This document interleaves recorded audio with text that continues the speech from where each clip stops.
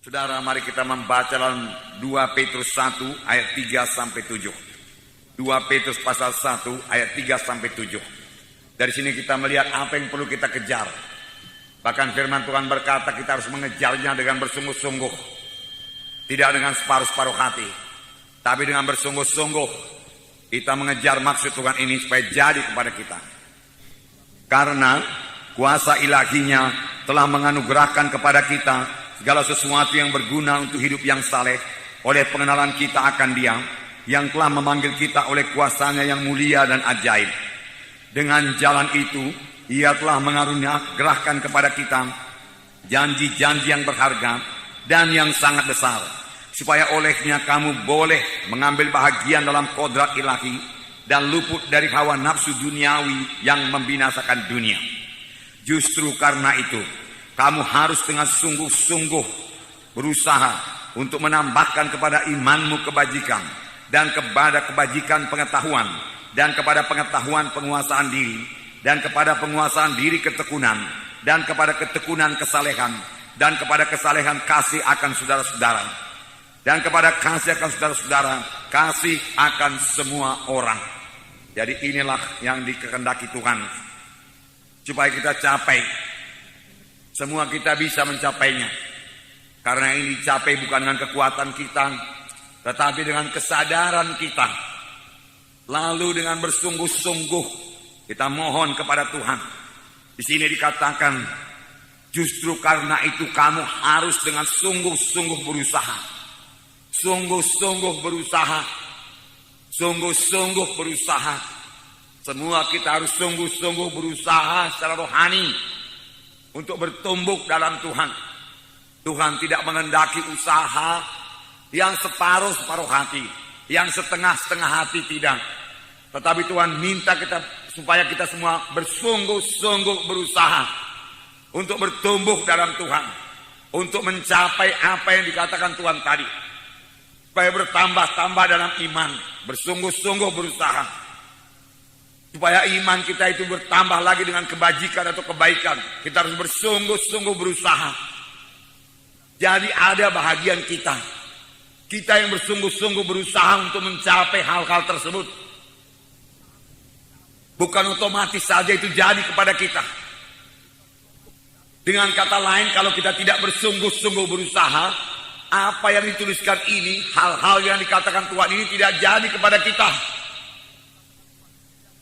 Ada bahagian kita yaitu bekerja dengan sungguh-sungguh, bekerja secara rohani, menyadari keadaan kita secara rohani, lalu kita merindukan sungguh-sungguh, misalnya supaya iman kita bertambah-tambah, supaya kebaikan kita bertambah-tambah, supaya ketekunan kita bertambah-tambah, supaya hikmat kita bertambah-tambah, supaya kasih kita bertambah-tambah, kesalehan kita bertambah-tambah.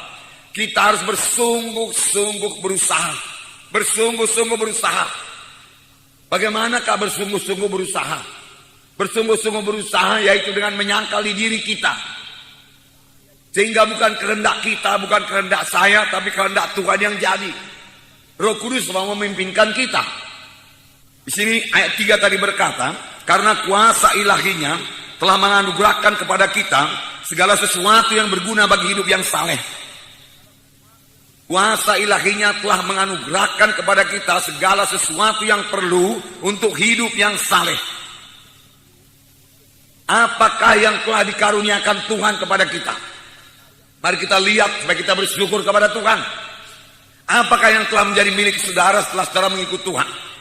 Kuasa ilahinya telah mengaruniakan kepada kita segala sesuatu untuk hidup beribadah kepada Tuhan, untuk bisa hidup suci, untuk bisa berdoa.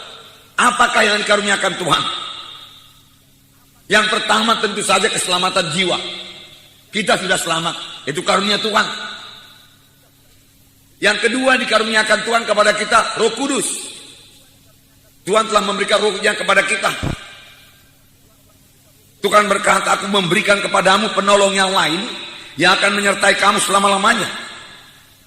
Seorang penolong yang lain yang akan menyertai kamu selama-lamanya, yaitu Roh kebenaran. Dunia tidak dapat menerima Dia, sebab dunia tidak melihat Dia dan tidak mengenal Dia. Tetapi kamu mengenal Dia, sebab Ia menyertai kamu dan akan diam dalam kamu. Dunia tidak mengenal Dia, tetapi kamu mengenal Dia. Semua kita kenal Roh Kudus. Semua kita sadar akan Roh Kudus kalau kita mau menyadarinya. Semua kita bisa bersekutu dengan Roh Kudus setiap saat kalau kita rindu bersekutu dengan Dia. Semua kita bisa berkata-kata dengan Roh Kudus karena Roh Kudus dalam kita. Kalau saudara minta, kalau saudara mulai berkata-kata dengan Roh Kudus, penolong, Dia akan memimpin kamu pada segala kebenaran. Jadi kita mengetahui kebenaran karena Roh Kudus mengajari kita. Inilah yang dikaruniakan Tuhan kepada kita.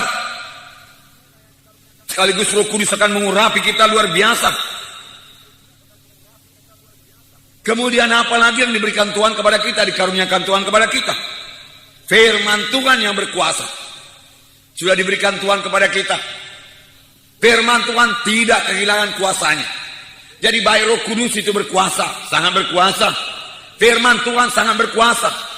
Bahkan firman Tuhan punya kuasa untuk menciptakan. Tuhan berkata, jadilah terang. Dia ucapkan firman Tuhan lalu jadi. Dan sampai sekarang kuasa firman Tuhan itu tidak berubah. Firman Tuhan berkuasa mengubahkan saudara. Dalam Yeremia 23:29, bukankah firmanku seperti api, demikianlah firman Tuhan, dan seperti palu yang menghancurkan bukit batu. Sekali lagi, bukankah firmanku seperti api, demikianlah firman Tuhan, dan seperti palu yang menghancurkan bukit batu. Firman Tuhan seperti api. Kemudian dikatakan lagi firman Tuhan seperti palu yang bisa menghancurkan bukit batu. Apakah maksudnya ini? Firman Tuhan seperti api. Saudara, api itu berkuasa. Api itu bisa membakar sampah-sampah.